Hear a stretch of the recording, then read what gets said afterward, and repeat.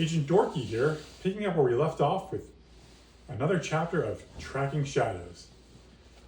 This is Chapter 6, To the City of Lights. Walking into the Beehive, a nickname used by some of the agents and support staff for Base HQ, Tiny ran into another friend from the past, an agent he'd worked with codenamed Rhino. They weren't close, but got along well enough on past missions. Many of the other agents disliked Rhino, thinking he was a pompous blowhard. Even if Rhino did have the highest opinion of Rhino, Tiny didn't mind him. "I hear you're working a mission on the Phantoms," Rhino said. "I heard their name in passing once during a drug smuggling case. Seems like they're everywhere and nowhere all at once. I'll let you know if I come across anything in their operations.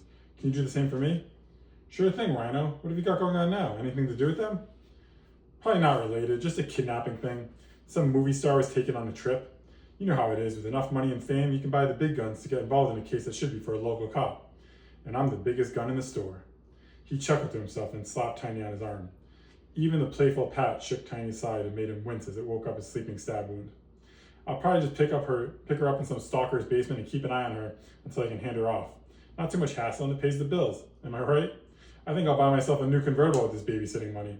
He slapped Tiny on the arm again and took off, sauntering down the hall. These phantoms seem to be letting their presence be known across the international stage for everyone in the whole know, while managing to do so without revealing any real information about who they are or where to find them. Tiny mentally added Rhino to the growing list of people to share information with. The next stop was Jupiter's office to recount his meeting with Jordan and Morto. It was agreed he'd fly to Paris and track down this Mike McBridge character to see if he could lead them to the Mirror Manor.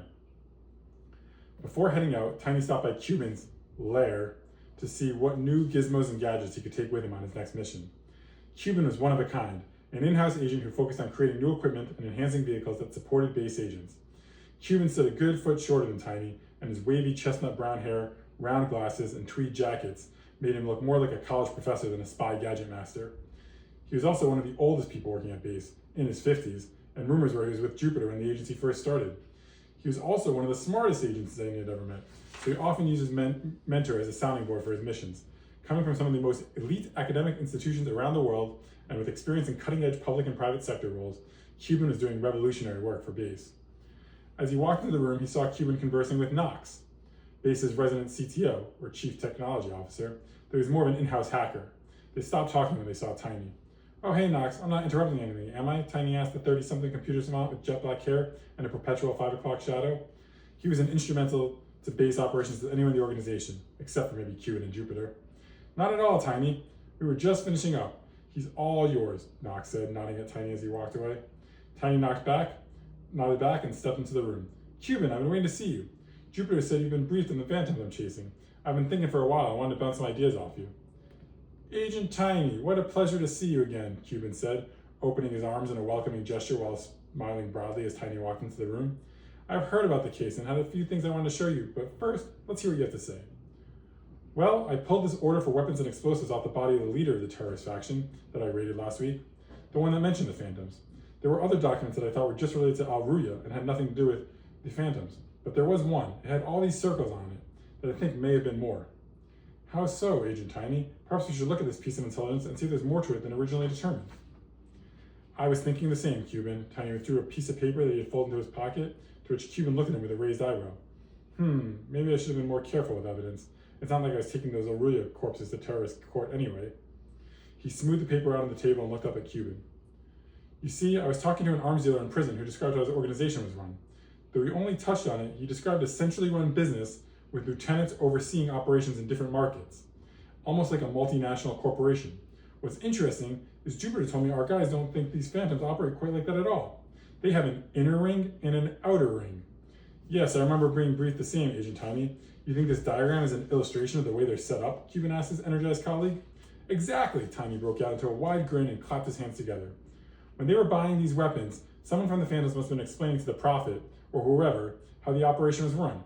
Each circle must either be a buyer or a seller. Those interlocking rings must be when a buyer purchases weapons from the original source and then sells to another party. The wide circle in the middle must be the Phantoms." Cuban smiled at the bright, excited eyes of his fellow agent. "Excellent detective work, Agent Tiny, but what does that mean for your mission going forward?" Tiny turned his whole body to Cuban with a smile escaping from his closed lips. "I thought you'd never ask, old friend.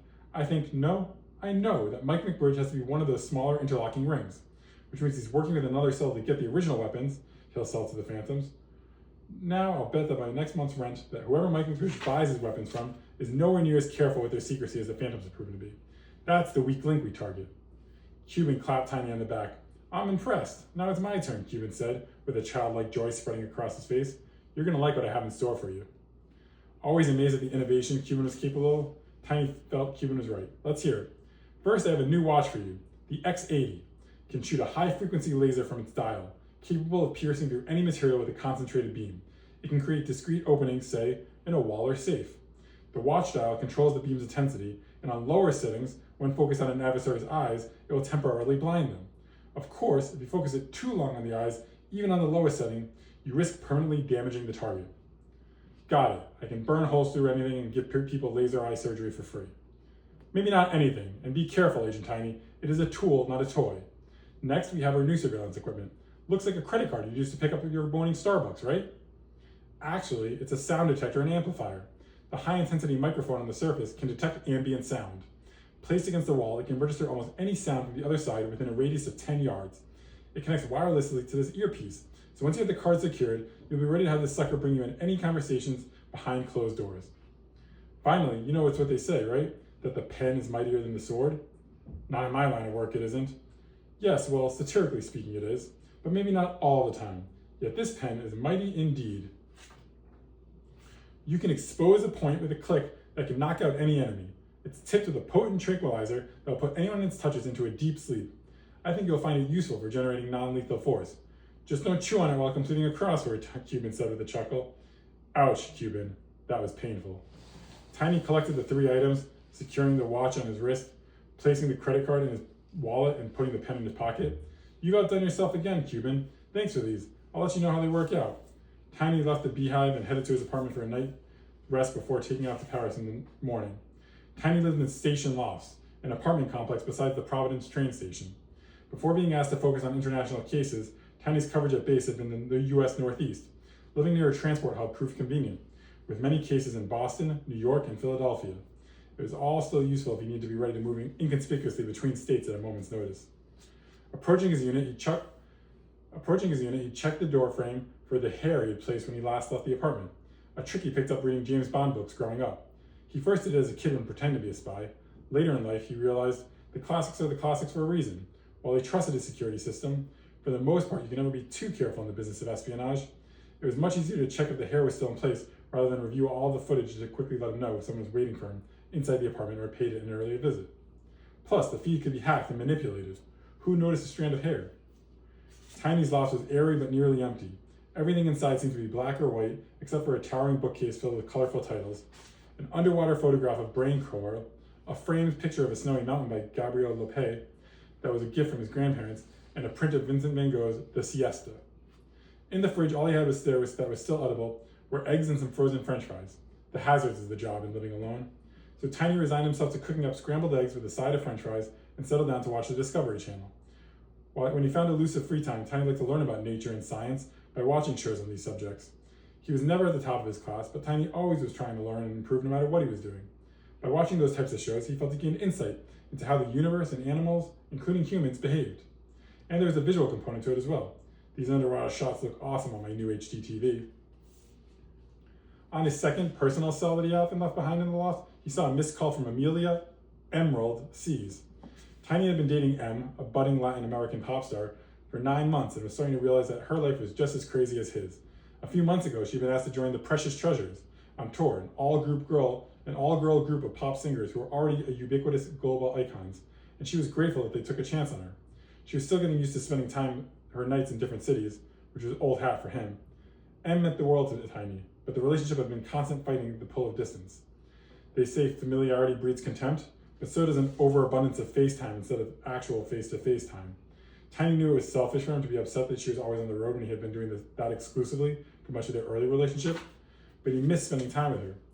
Though maybe it's me who needs to be more available. She was in Europe on her world tour, so he figured it'd be about the time she moved on to the second club after her show. He knew he guessed right when she picked up the third ring. Hi, Colt, I was just thinking of you. Hey, Em, you up for talking? Yeah, this club sucks. Let me walk outside so we can catch up. How was the bank today? Same old, same old. I want to hear all about you, though. How are the shows going? Opening the tour in London last week was amazing, and now I'm in Paris. We're in celebration mode right now, since we just finished up our second show. It was a blast. The Precious Treasures murdered it tonight. We're getting better at every stop. I didn't do half bad either, mind you. That's great to hear, and I bet you're killing it too. I just heard the bank is flying me to Paris tomorrow. Dinner at Le Fleur Monday at 7?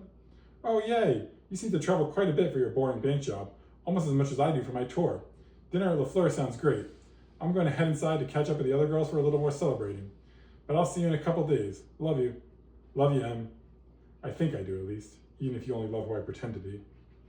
Tiny picked up his gloves, ran to his gym a few blocks away, and cleared his mind by working a heavy bag for 30 minutes.